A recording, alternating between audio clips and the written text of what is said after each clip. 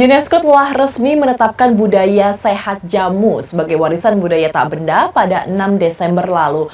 Minuman tradisional asal Indonesia ini pun semakin dikenal dan mendunia.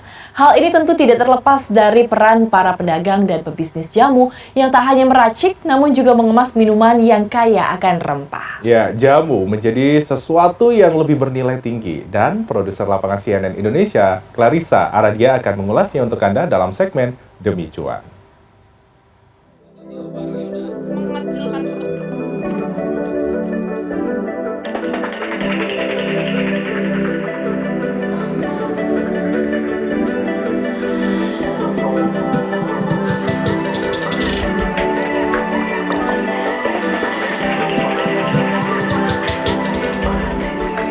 Jamu bukan sekedar minuman pelepas dahaga, namun memiliki banyak sekali kandungan manfaat yang bisa dirasakan oleh berbagai macam usia, terutama apabila dikonsumsi secara rutin.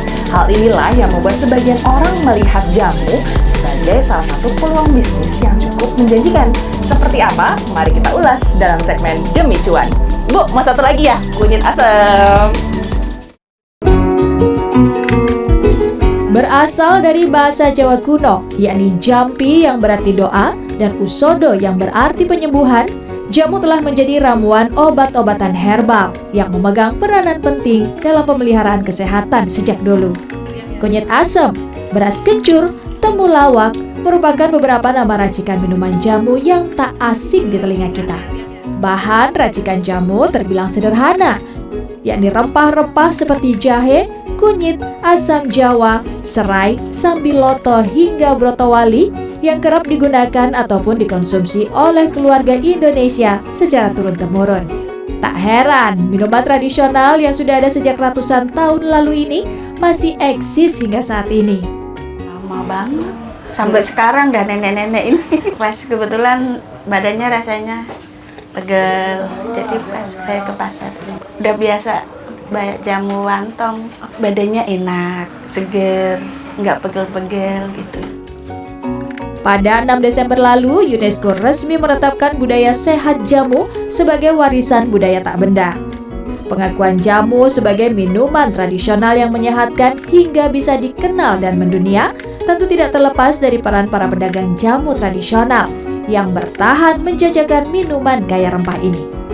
Hayati adalah salah satunya. Sebagai generasi ketiga yang melanjutkan warung jamu sederhana di dalam area Pasar Klender sejak 15 tahun lalu, ia jadi terbiasa dan hafal manfaat setiap rempah dan racikan yang diramunya.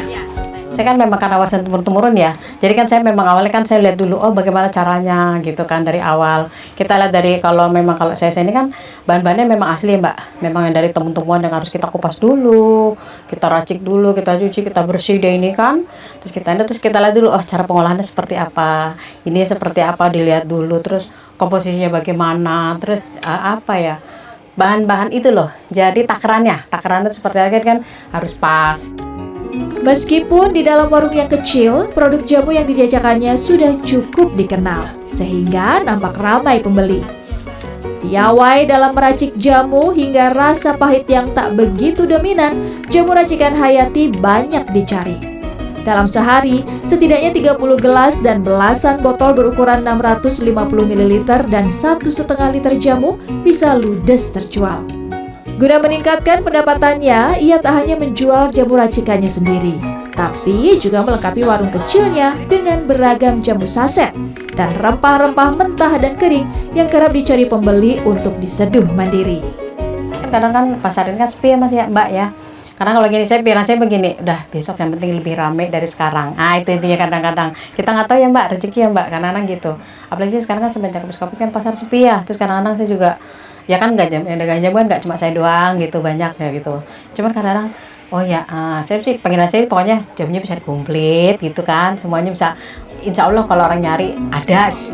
Segelas racikan jamu ia hargai 5-8 ribu rupiah, sementara jamu botolan berkisar antara 12 hingga 20 ribu rupiah. Mengawali bisnis dengan modal sebesar 800 ribu rupiah, berkat jamu, kini ibu dari 2 orang anak ini bisa meraup keuntungan sebesar 3 juta rupiah per bulan.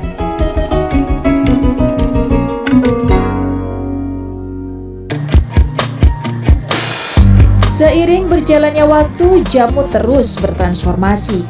Tak hanya sebatas minuman penyembuh dan pemelihara kesehatan, melainkan gaya hidup. Peluang inilah yang dilirik oleh Joni Yuwono sebelum mendirikan gerai jamu konvensional bernama Acaraki pada 2018 silam.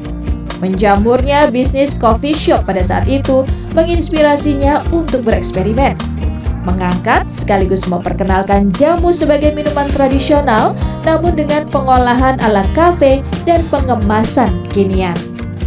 Banyak yang pelanggan yang ibaratnya nyasar.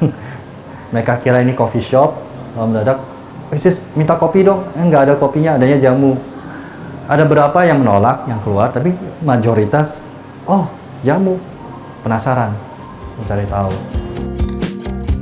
Ratusan juta rupiah digelontorkan demi meraup cuan dari bisnis bermodal rempah-rempah ini. Terus berinovasi dan bermimpi agar jamu bisa menjadi minuman yang ramah dan bisa lebih dinikmati. Mesin espresso, cold drip, V60, French press disiapkan untuk menciptakan dan meracik ragam jamu secara lebih modern untuk pelanggan. Dari hanya satu gerai jamu di kawasan wisata Kota Tua Jakarta, kini Joni telah memiliki 5 gerai jamu yang tersebar di Jakarta dan Yogyakarta. Bisnisnya terus dikembangkan dengan memanfaatkan seluruh rempah yang digunakan. Just want to experience because I never been in Jakarta. Yeah, this is new for me. And this is very interesting because they have the original version of it, and then they have the mixture of fusion of it. So that's why we tried the first one. It's like not too strong, not too light, like just suggestion. It is interesting. Maybe I would definitely will suggest to people to come over and try. Pengembangan bisnis tak hanya sampai di gerai jamu biasa, namun menjadi destinasi wisata yang kaya akan wawasan dan warisan Nusantara. Museum Seni Mini Acaraki didirikan di awal 2023 sebagai bentuk edukasi kekayaan negeri. Tadinya sih saya kesini cuma mau minum aja ya, tapi kayaknya bisa sampai lupa waktu karena bisa sambil main juga. Jadi di sini ada salah satu sarana edukasinya lewat permainan. Nih kalau sembelih nih, bisa dikasih apa ya Mbak ya kira-kira ya? Bisa jahe kali ya? Jahe, kunyit, oke sama satu lagi, ikhlas. Dengan bahan dasar kunyit asam, para peracik jamu Acaraki bisa menghasilkan menu golden yogurt, golden sparkling, hingga vanilla twilight. Penyuguhan es krim dengan jamu ala affogato coffee. Varian jamu yang dibanderol mulai dari 30.000 per gelas ini diharapkan mampu menjangkau generasi masa kini, layaknya minuman berbahan dasar kopi. Clarissa Aradia, Fajar Bolivia, Robin Kitt, Jakarta.